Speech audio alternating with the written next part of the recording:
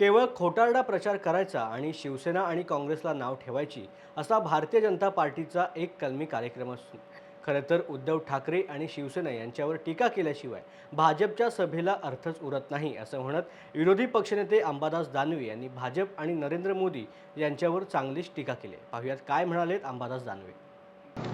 महाराष्ट्रात येऊन भारतीय जनता पार्टीला, विशेषतः भारतीय जनता पार्टीचे नेते नरेंद्र मोदी आणि अमित शहा, कारण आता नरेंद्र मोदी पंतप्रधान म्हणून नाही तर भारतीय जनता पार्टीचे नेते म्हणून प्रचार करतात असं आपल्याला समजलं पाहिजे. आणि असं असताना शिवसेनेला नकली म्हणणं, राष्ट्रवादी काँग्रेसवर नावं ठेवणं, खरं तर उद्धवजी ठाकरे साहेब आणि शिवसेना यांच्यावर टीका केल्याशिवाय तुमच्या सभेला कोणताही अर्थ उरत नाही. आणि म्हणून तुम्ही या महाराष्ट्राचा विकासासाठी काय केलं, या देशासाठी ज्या घोषणा केल्या होत्या मागच्या 2014 पासून, महागाईवर काय केलं, बहुत हो गई महंगाई की मार, अब की बार मोदी सरकार, त्याचं काय झालं, हर घर छतचं काय झालं, हर घर नलचं काय झालं.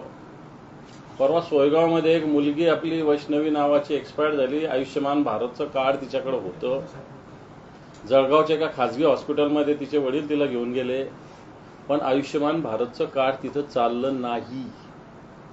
हे दुर्दैव आहे की इकडे खोटारडा प्रचार करायचा की आम्ही 5 लाखापर्यंत मोफत आरोग्य देणार, प्रत्यक्षात 0 रुपये सुद्धा त्याच्यातून मिळत नाही. शिवसेनेवर टीका टिप्पणी करायची, राष्ट्रवादीवर टीका टिप्पणी करायची, अशा पद्धतीनं भारतीय जनताचा एक कलमी कार्यक्रम चालू आहे. पण ज्या अर्थी शिवसेनेवर आणि उद्धवजी ठाकरे साहेबांवर टीका केली जाते, त्या अर्थी जर तुम्ही शिवसेनेला नकली म्हणता, ज्या नकली शिवसेनेचे उंबरठे तुम्ही कित्येक वेळेस झिजवलेले आहेत,